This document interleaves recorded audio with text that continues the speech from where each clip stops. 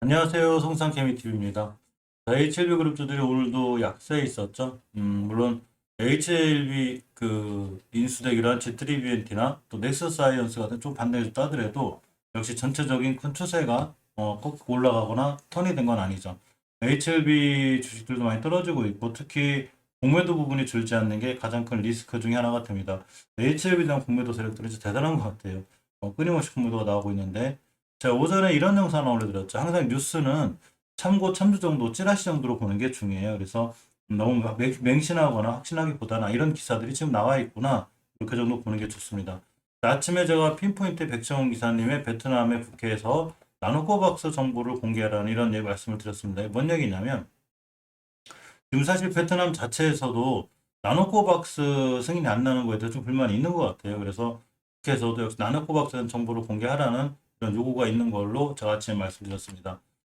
베트남 현재 언론에 따르면 국회의원들은 응엔탄농 이 베트남 보건부 장관에게 나노코박스 백신에 대한 정보를 요구했습니다. 이거 아침에 알려드렸죠. 그래서 동라이성 지방의 트리시나란 의원이 코로나19 대응 전략에서 백신이 여전히 주축이 돼야 하며 자국 개발 백신이 절실하다고 주장했습니다. 그래서 이 사람들에게 큰 관심을 받고 있는 나노코박스 백신에 대한 정보를 얻을 수 있어야 한다고 그렇게 얘기했습니다. 우리도 궁금합니다. 도대체 어떻게 되는 건지. 자, 이거 오늘 11월 12일 오전 11시자 기사인데, 베트남산 백신은 곧 나올 것으로 기대한다는 이 보건부 장관의 인터뷰 내용이 있습니다.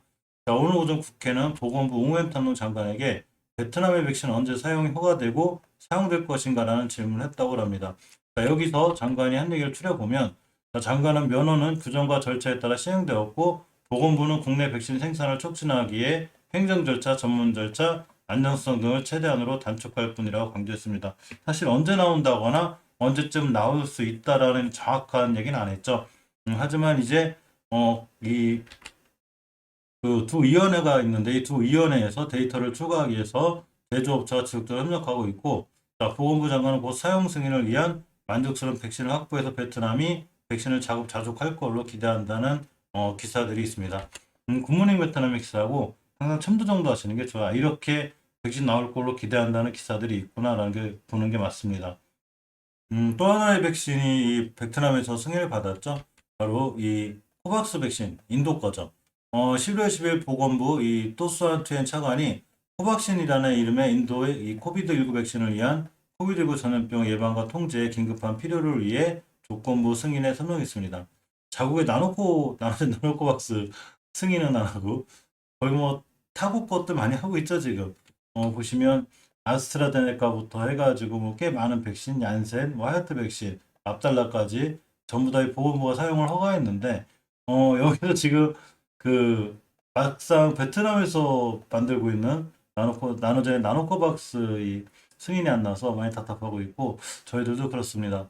이 긴급 사용한 게 이제 9번째 백신이 되고, 나머지 나노코박스가 10번째가 돼야 되는데 아직은 전체적으로 소식이 들려오지 않고 있는 게 사실이죠. 지금 우리나라 백신 관련주도 마찬가지로 미국의 백신 관련주들도 큰 충격을 받고 있는데, 농업경제신문에 출처고요. 머크 화이자 치료제 관련해서 많은 좀 타격이 있죠. 이게 지금 세계에서 760만 명분 이상이 팔렸다고 합니다. 미국에서만 310만 명분이고, 자, 코로나19 게임 체인저로 알려진 코로나19 경고 치료제 머크와 화이자에 대한 구매를 위해 각국의 발걸음이 빨라졌다고 합니다. 살펴보면 지금까지 머크 알약을 구매한 곳이 호주 30만 명, 프랑스 5만 명, 인도네시아가 100만 명분, 말레이시아가 15만 명, 필리핀이 30만 명, 한국이 20만 명분, 태국이 20만 명분, 영국이 48만 명분, 미국이 310만 명분으로 이렇게 구매를 거의 좀 진행하고 있고, 화이자 같은 경우는 호주가 50만, 영국 25만, 한국이 7만, 미국이 100만 명분 이상을 구매했다고 합니다. 즉 총 구매가 760만 명 이상이죠. 이 머크하고 화이자 알약 치료제에 관한 호재가 나올 때마다 아주 백신 관련주들이 이렇게 시달리고 있는 상황인데, 또 악재가 언제까지 반영되지는 않아요. 계속 얘기가 나오면 어느 정도 저점을 잡고 돌아가기도 합니다. 오늘 공매도로 좀 살펴볼 건데, HLB 아까 잠깐 공매도를 보니까 이게 멈추질 않죠.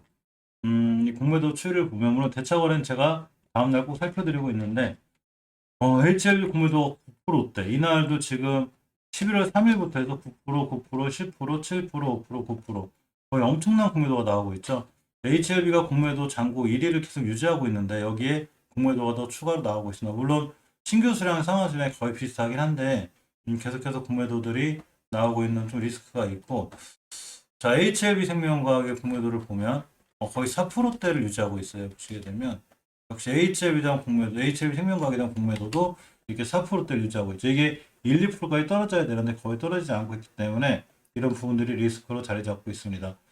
HLB 제약이나 넥스 사이언스 지트리벤트 쭉 다 차트를 볼 건데, 먼저 HLB를 보면 추세가 완벽하게 깨져 있고 240일선을 돌려주지 못하고 있죠. 계속 지금 5일선나 20일선을 봐도 추세가 가파르게 밀리고 있습니다. 월봉에서 봐도 역시 저번 달에 깨지 않은 20개선과 5개선 동시에 깼기 때문에 이번 달에 또 떨어지고 있는데, 이제 지지선이 거의 내려오고 있어요. 주봉에서도 보시면 20선 회복을 해줘야 되는데 거꾸로 더 밀리고 있죠. 물론 목요일 금요일 내일 이틀 동안 꼬리가 달려서 우선 회복해주면 좋겠지만 일단은 하락세가 멈춰줘야 되는데 이게 멈춰지지 않는 게 가장 큰 리스크가 됩니다. HLB 생명과학 같은 경우도 월봉에서 보면 아직 깨지 않을 자리 깨지 않고 있지만 이번 달에 이걸 깨게 되면 20개선까지 밀릴 수 있으니까 굉장히 큰 리스크가 되고, 최초의 5개선 가격인 14,500원대를 깼을 때 바로 이러한 지지선을 이탈했다. 그럼 이 노랗게 거드린 게 20개월선에 여기까지 밀릴 수 있습니다. 주봉에서도 역시 목요일 금요일 이 꼬리 달고 우선은 못해주면 추세는 계속해서 밀릴 수 있는 위험한 상황이 되죠. 물론 아무리 좋은 호재가 늘 수가 있어도 주식은 수급에 기인하고 또한 추세에 기인하기 때문에 보통 주식인 한 방향이죠. 예를 들어 상승 추세를 유지할 때는 꾸준히 상승 추세를 유지하지만 하락 추세를 유지할 때 역시 마찬가지로 꾸준히 하락하는 이런 현상들이 있습니다. 투자자의 동향을 잠깐 보면 일단 하락하는 와중에 이렇게 외국인들이 매수해주는 모습은 낮지만 외국인들이 꼭 하위 때 매수한다 그래서 주식이 안 떨어지거나 그런 건 아니에요. 또 추세는 계속 하향 중이라 몇 번 말씀드렸지만 추세가 좀 멈춰주는 옆으로 가는 구간이 좀 필요해 보이기도 합니다. HLB 제약도 심하게 떨어지고 있죠. 아슬아슬해요. 요 노란 거에 시켜서는 꽤 위험한데 가격이 14,300원대.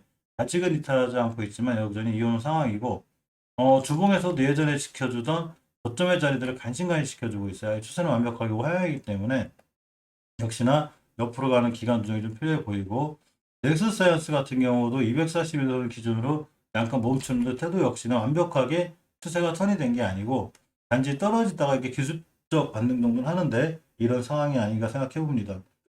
HLB의 인수가 될 G320만이 유일하게 추세가 좀 괜찮고, 그리고 월봉에서 깨지 않을 자리 잘 안 깨죠. 추세를 유지하는 종목들이 이렇게 깨지 않아야 될 자리 잘 안 깨고 있고, 주봉에서도 보면 우선 잘 지켜주고 있기 때문에 아직 추세는 잘 살아 있습니다. 일봉에서도 역시 21선, 우리 생명선이라고 그러죠. 잘 지켜주고 있기 때문에 G320의 상황은 그렇게 나쁘지 않고, HLB파는 최초의 5개월선을 이탈함으로 인해서 이렇게 추세가 우하향으로 아직 깨졌죠. 5개월선을 깬다는 건 굉장히 위험한데, 이제 이 친구가 밀렸다 돌아나갈 수 있는 지지선이 바로 20개월선이기 때문에 내가 만약에 이 종목을 어떻게 할 건가 생각해 보면 1650원에서 1500원대를 기준으로 매수, 이 20개월선 깨면 바로 손절한다 치더라도 결국 월봉 바닥권까지 와 있기 때문에 오히려 HLB 파워 같은 경우가 좀 한두 달이 모을 수 있어도 옆으로 갈 때 좀 모아놓으면 오히려 좀 수익권으로 나올 수 있는 이런 상황이 아닐까, 이런 생각도 좀 해봅니다. 항상 차트에 대한 분석은 개인적인 분석이기 때문에 차트가 모든 걸 말해주는 정답은 아니죠. 그래서 모든 투자에 대한 판단, 책임도 본인에게 있습니다.